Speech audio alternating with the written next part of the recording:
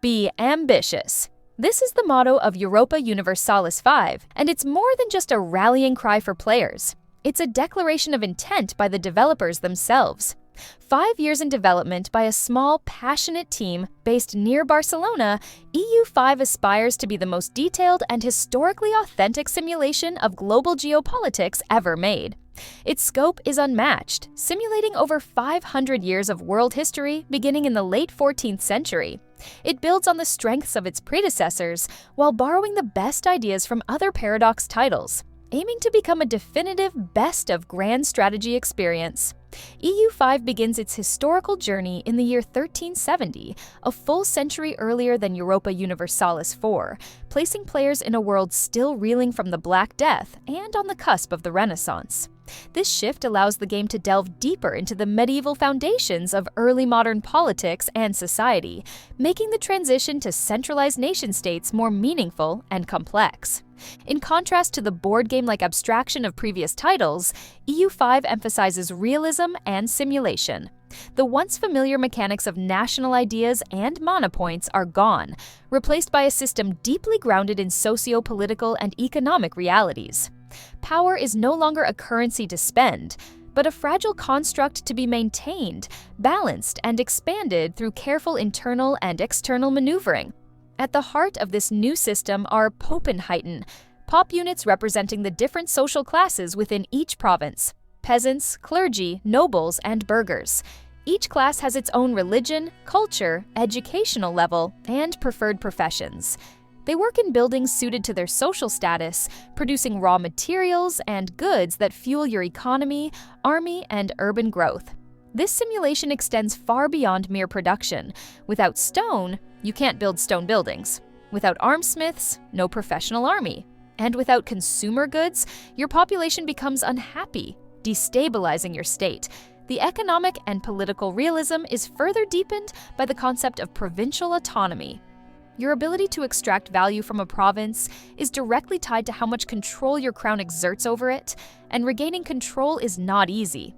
Roads, laws, advisors, local governors, and land reforms all play roles, but each decision comes at a cost, whether in money, political capital, or long-term stability.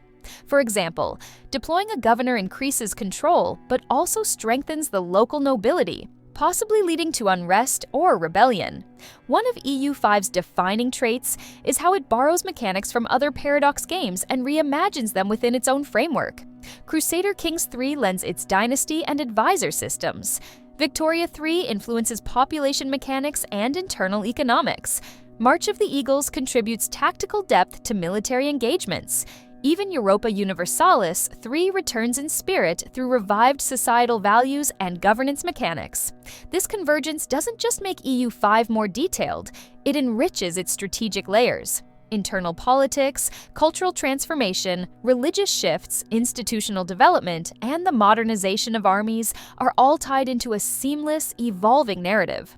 You don't simply play a country, you rule a living, breathing society.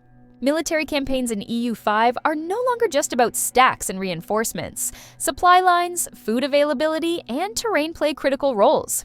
Being cut off from fertile land during a desert siege, for instance, can collapse an army's morale and end an entire campaign. There's now a meaningful difference between professional soldiers and levied militia. The former are powerful but expensive, the latter are cheap but damage your economy as they're pulled from the labor force. Combat itself is more intricate, even down to tactical deployments on the battlefield. Players now choose where individual units are placed and must understand concepts like initiative, discipline, and morale. While some may find this system overly complex, it's a treasure trove for min-maxers and detail-obsessed strategy fans. One of the most exciting and practical new features is the ability to delegate internal tasks to the AI.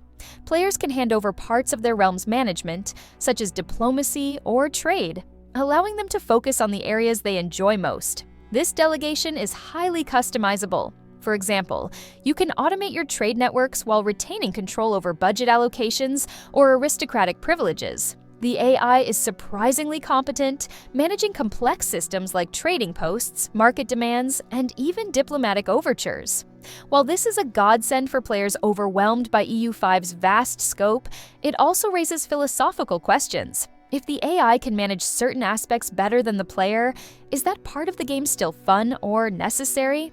This tension between player agency and helpful automation is one of the more subtle challenges the developers must address before release. The numbers behind EU5 are staggering. In over 30,000 clickable provinces, 2,000 nations, and 672 terrain types populate a map that simulates 420 million people through 60,000 population units. These people speak 450 languages, belong to 1,900 cultures, follow 300 religions, and produce 74 distinct trade goods. These aren't just decorative stats, they influence every facet of gameplay, from diplomacy to military logistics to internal strife. There are also 6,000 historical and dynamic events, and at least 60 nations with unique content paths. Major global phenomena such as the Black Death, the 100 Years' War, and the Western Schism are included, each with custom mechanics that add flavor and historical accuracy. These events impact gameplay deeply, such as how the plague decimated Castile in one of the preview playthroughs. The visual presentation of EU5 is a mixed bag. The map itself is a visual delight, changing with zoom levels and displaying dynamic provincial environments during events. However, character models are underwhelming, lacking the charm and expression of those in Crusader Kings 3. Similarly, procedurally generated backgrounds often feel sterile or clumsy. Menus and UI design also leave much to be desired. The color palette lacks coherence, icons are sometimes cryptic, and multi-tabbed interfaces can feel overwhelming. However, on the positive side, the UI functionality has greatly improved. Stackable tooltips, search bars, and an integrated encyclopedia help players navigate the game's deep systems more easily.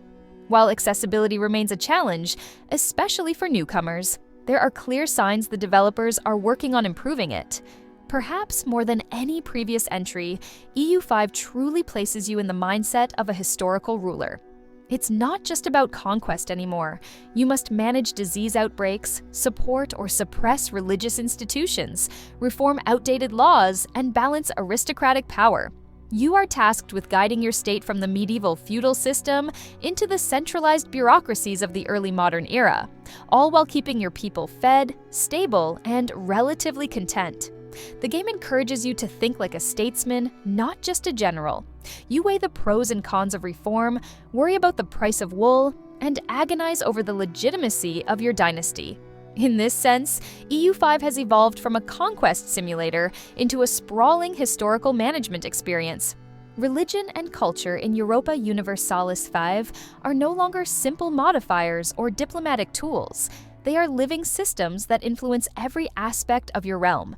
Each province's population is defined not only by its religion and culture, but also by how devout or assimilated it is. Religious institutions wield real power, and their support or opposition can tip the balance of national stability.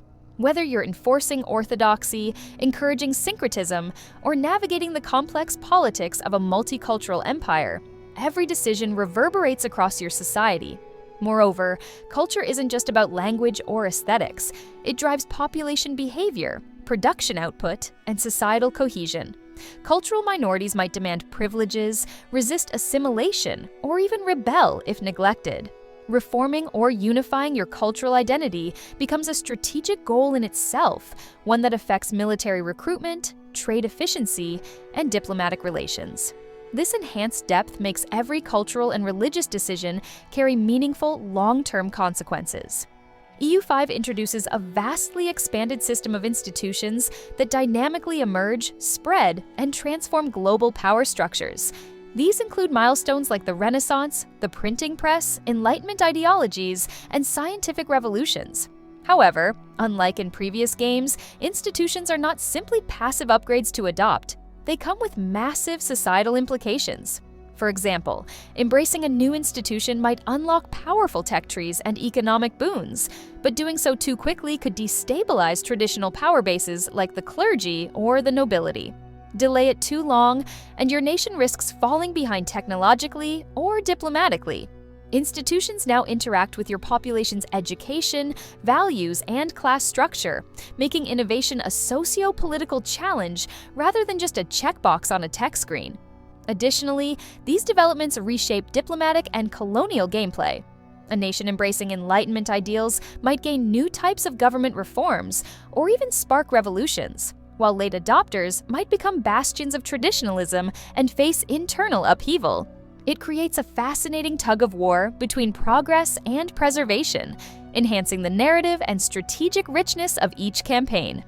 Europa Universalis V isn't a slick corporate product. It's a passion project built with care and immense attention to historical detail. This is both its greatest strength and potential weakness. The obsessive depth may alienate casual players and risks bogging down gameplay in overly granular systems. Yet for fans of deep simulation, this is shaping up to be a landmark release. As of now, there's no official release date, and despite the excitement, many parts of the game are still rough. Bugs, UI clunkiness, balance issues, and AI limitations remain challenges to be resolved. But even in its beta state, EU5 reveals a monumental effort to redefine the grand strategy genre. Whether it will truly become the best of Paradox remains to be seen, but its ambition is undeniable. It invites players to not only conquer history, but to live, shape, and suffer through it in ways no strategy game ever has before.